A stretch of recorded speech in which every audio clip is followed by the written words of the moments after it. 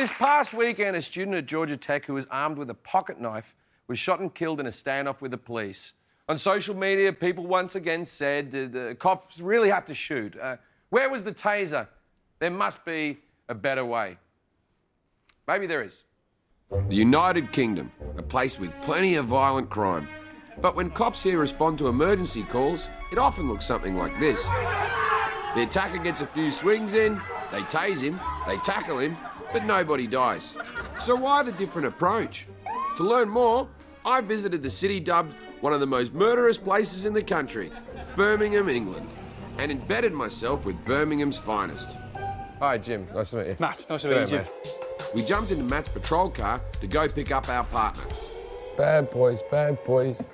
Can we stop to get criminals on the way to where we're going, or if we see any crime, do we just drive past it? I think if we see some, we might stop and try to do something about it. No, but if it's a small crime, like we just see like someone just shoplifting or something, we'll drive past that. But if we see a rape, we'll stop for a rape, I assume. Yeah, all right. In America now, you know, there's guns everywhere.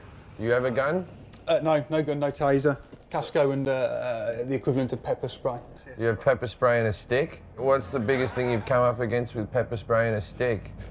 Swords, machetes, knives. And if there's a gun, you just go, no, f***, I'm not going to do that. Yeah, try. And then you ring someone with a gun and yes, they show up with their gun.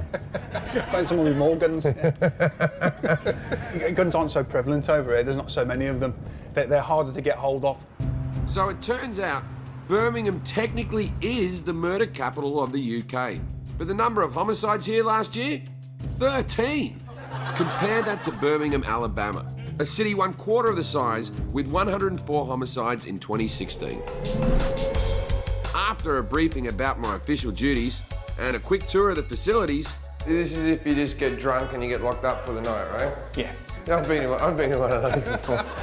We met our partner and headed out on patrol. G'day, Leanne. Hello, how are you? How you doing? Thanks for having me. Bad boys, bad boys. When you pull up someone for speeding, what's the first thing you tell them to do? Do they have to keep their hands where you can see them?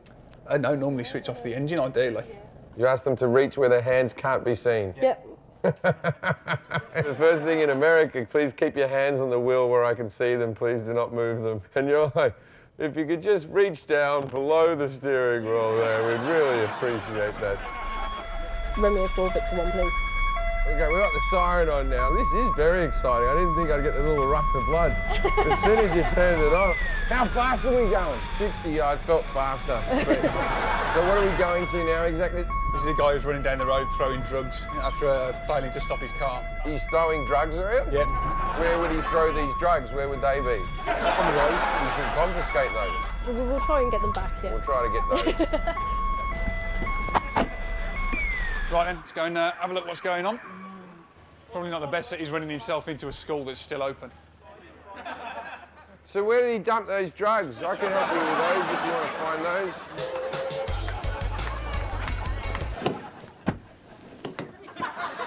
Do you ever just flip someone off because you know they're not going to do anything? Just flip off a person in another car? No. I would be doing that all day. So let's say you go over to a house, there's a domestic abuse call. If someone has a knife, are you allowed to shoot them? So I've got a samurai sword, for example. We might deploy firearms officers to that. Samurai sword, yes. Routinely, the answer would be no. That's why we've got taser officers. Do you have a taser? I used to, but I don't anymore. Do you miss your taser? I only ever used it once. Whoa. I've got him. He's all right. Hello, mate. No. Wait there a second. We've been called to a burglary. You two both match the description of the people. You two both match the description of the people that are responsible for that burglary. Honestly, Bob, I've got nothing to do with that, but I've never done a burglary.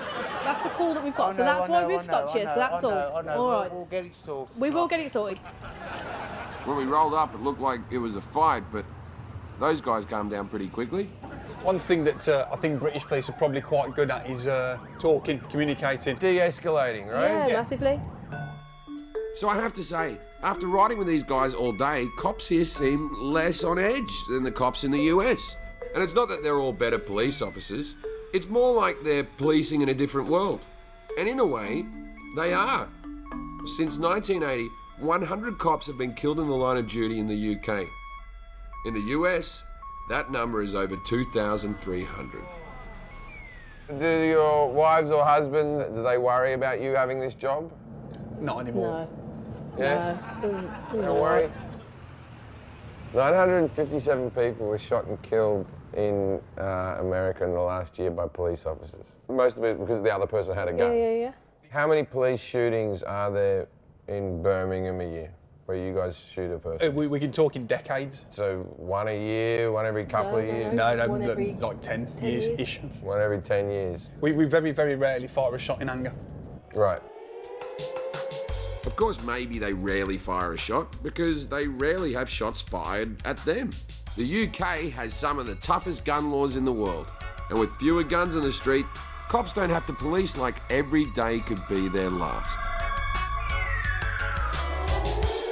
Bad boys, bad boys.